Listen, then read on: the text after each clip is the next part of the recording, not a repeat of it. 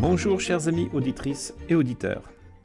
Le livre dont je vais vous parler aujourd'hui m'a permis de mieux comprendre l'état de la société française aujourd'hui, sous ses aspects subjectifs tels que l'individualisation, la tolérance, le vivre ensemble et finalement le communautarisme versus l'universalisme. Il s'agit du livre de Sandra Ouabian, intitulé La mosaïque française, paru en septembre 2024. Précisons que Sandra Ouabian est sociologue et directrice générale du CREDOX, qui est le Centre de recherche pour l'étude et l'observation des conditions de vie. Pour commencer, Sandra Ouabian se plaît à relever quelques idées fausses qui font la une de l'actualité. C'est par exemple le fait que les Français s'alarment de fortes inégalités, alors qu'en se référant au coefficient de Gini, celles-ci sont parmi les plus faibles d'Europe. Cela révèle-t-il un niveau de pessimisme ou plutôt un niveau d'exigence ? Sur le plan de la tolérance à l'altérité, on constaterait une montée de l'idéologie raciste. En fait, la France est plutôt bien positionnée. 72% des Français considèrent qu'il est important d'écouter et de comprendre des gens différents de soi, ce qui la place en troisième position européenne. Le vivre ensemble français est décrit par tous comme chancelant. Pourtant, 9 personnes sur 10 se considèrent personnellement très bien ou assez bien intégrées dans la société française. C'est encore une fois le haut du podium européen, loin devant le Royaume-Uni. Dernier exemple, les Français ont tendance à tout repeindre en noir, lorsqu'il s'agit de parler de la société, de la situation économique, mais au contraire à tout repeindre en rose lorsqu'il s'agit de leur propre situation, économique, sociale, etc. C'est rassurant. Sandra Ouabian s'attache à montrer combien la société a changé, combien elle a basculé vers l'individualisation. Plutôt que de parler d'individualisme, les chercheurs parlent d'individualisation, ce qui met l'accent sur la recherche de l'épanouissement personnel plutôt que sur l'égoïsme. La possibilité pour chacun de trouver son propre chemin, d'exprimer ses différences et ses particularités. Là où l'individualisme est le règne du chacun pour soi, l'individualisation désigne le principe du chacun chez soi, ses choix. Alors comment argumente-t-elle cette évolution ? En un, la désaffection des citoyens pour les partis politiques ou les syndicats est incontestable. Ces organisations sont jugées trop rigides et trop verticales. Ils préfèrent une participation au grand débat, au mouvement de MeToo ou l'accueil des migrants ukrainiens. En deux, le CREDOC a posé la question du sentiment d'appartenance à différents types de communautés, ce qui a donné une réponse positive à 58%. Il convient cependant de préciser ce que les répondants comprennent par communauté. En fait, 49% se rattachent à des communautés existentialistes, c'est-à-dire loisirs, quartiers, professions, politique, et seulement 33% à des communautés essentialistes que sont les pays d'origine ou familiales, la religion. Par ailleurs, seuls 22% déclarent n'appartenir qu'à une seule communauté et 36% se réclament d'appartenance multiple.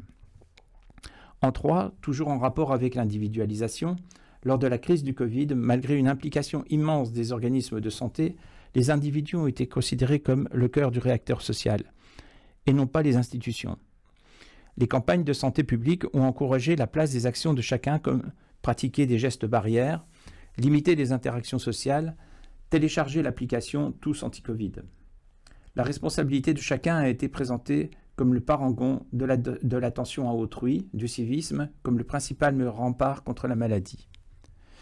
En 4, l'individu moderne a pour fardeau la quête permanente de sa propre identité, que ce soit au travers des réseaux sociaux, de ses choix professionnels vers l'auto-entrepreneuriat, de l'attention portée à son corps, tatouage, bodybuilding, etc. La jeunesse, souvent qualifiée de désengagée, apolitique, individualiste et apathique, montre au contraire une forte capacité de mobilisation ponctuelle pour défendre une cause, exprimer une revendication ou l'attachement à certaines valeurs.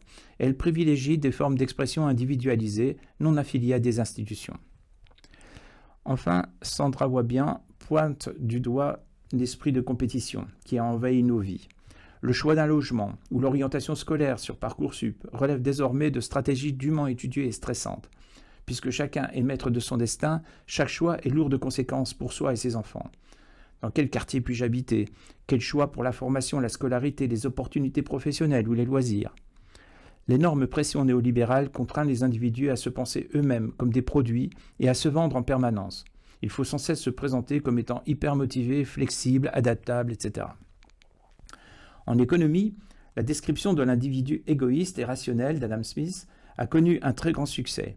Mais plus récemment, la théorie des jeux a démontré que la coopération donnait de bien meilleurs résultats et que les échanges gagnaient à mobiliser la confiance, pouvant même s'imprégner de l'esprit de don contre don de Marcus Mauss, que Marcus Mauss décrivait dans ses travaux fondateurs de l'anthropologie. Ma conclusion sera optimiste, à l'image du livre. La France, dit Sandra Wabian, s'est construite autour de l'idée d'un creuset républicain, aveugle aux différences. C'est dans cet esprit qu'elle a intégré une population immigrée, issue des pays limitrophes. La venue d'immigrés porteurs d'une culture plus différenciée, d'une part, et d'autre part, l'évolution de la société dans le sens de l'individualisation, conduit à imaginer un futur qui ne reproduira pas à l'identique ce grand mouvement que fut l'assimilation. La lutte contre les discriminations de toute nature participera à faire admettre une plus grande tolérance vis-à-vis de ce processus d'intégration en reconnaissant un droit à la différence.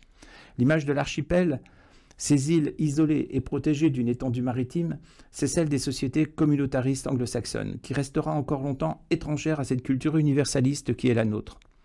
En revanche, une adaptation se produira d'une façon très naturelle, car il est possible de produire une forme d'unité et d'harmonie à partir d'une myriade de micro-identités, avec cette fois l'image d'une mosaïque, et non plus d'un archipel.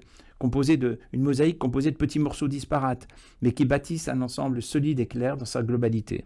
Il s'agit en fait de passer d'une société d'égaux identiques à une société d'égaux différents, très différenciés sur le plan culturel et soudés. Si vous avez été autant que moi séduire par ce regard un peu différent sur l'évolution de notre société, je vous recommande la découverte du livre de Sandra Wabian intitulé « La mosaïque française » édité chez Flammarion en septembre 2024.